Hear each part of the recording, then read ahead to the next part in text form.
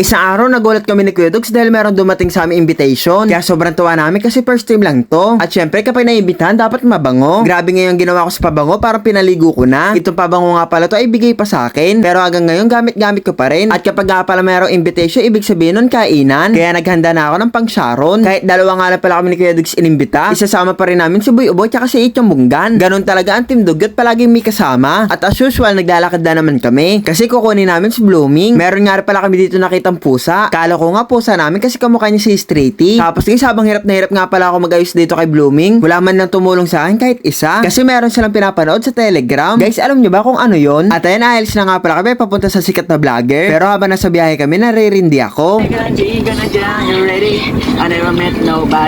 Ay, sabi pagka-drive, tignan mo, babangga na tayo. E-bike lang dinadrive mo, nahirapan ka pa. At sa wakas, nandito na rin kami sa sikat na vlogger. Siya nga pala si Alan Bartolome. At nakaka-inspire nga pala siya dahil nakapagpagawa siya ng bahay. Kaya naniniwala ako si pag at tiyaga, maabot ko rin ang pangarap ko. Bago nga pala ako pumasok sa kanila, nagpagpag muna ako. Dahil yung dinaanan namin maputi. Ilang hagdanan nga rin pala yung nilakad namin dito kasi sobrang taas ng bahay nila. Dahil wala akong exercise, sobrang hingal ko. Tapos kasi minakita nga rin pala ako dito ng Louis Vuitton. Hindi ko alam kung paano i-pronounce to, pero di ba mamahalin to? Grabe, sobrang yaman niya.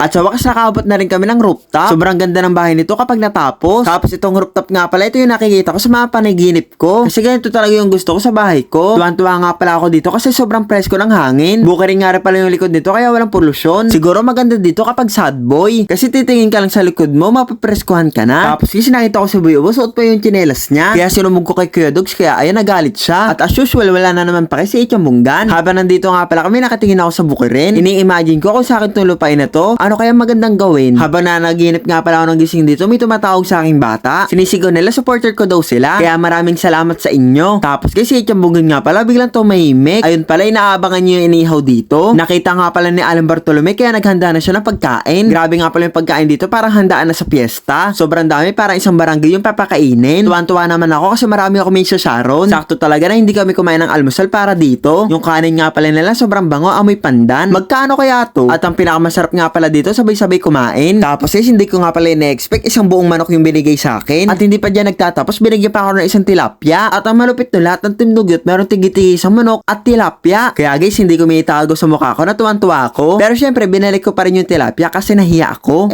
Kaya alam mo na naman si skincare. Tamang flex muna sa malaking manok. Ang problema ko lang dito, paano ko to ubusin? Charot, basic. Pagkatapos nga pala namin kumain, ayan, nagpapahinga na kami. Napaka-chill dito kasi mahangin. At syempre, hindi ko na palalampasin ang pagkakataon na to. Magbebenta nga pala ako ng coins na lampas ang kwelyo. Talaga nag-ipon ako ng coins para ibenta sa kanya. Grabe guys, hindi ko talaga na-expect. Dati nanonood lang ako sa kanya, pero ngayon nagbebenta na ako. Habang libang na libang nga pala siya, magsasaro na ako. Yun nga lang, pinigilan ako. Kasi meron siyang iaabot sa akin. Isang buong inihaw na manok. Hindi lang ako, pati si Kuya Dugs meron din. Kaya guys, alam ko na kung saan ako pupunta kapag walang pagkain. Kay Alan Bartolome lang. Pauwi na nga pala kami, kaya dumaan muna kami sa ate ko. At syempre, kay Boy ka ba? Kaya kami pumunta dito kasi kakain ulit kami. Charot! Tapos kasi tignan nyo nga pala yung anak ni Whitey, yung aso namin kulay brown. Kaso wala pa siyang pangalan, ano kaya maganda? Grabe nga pala si Kuya Dugs, tsaka si Ichong Bunggan. Hindi na sila nahiya kasi hindi man lang nila ako inalok. Pero guys, nawala nga pala yung mood swing ko kasi may nakita akong wig. Bala ko kasi magpahaba ng hair kasi gusto ko maging long haired chinita girl mo.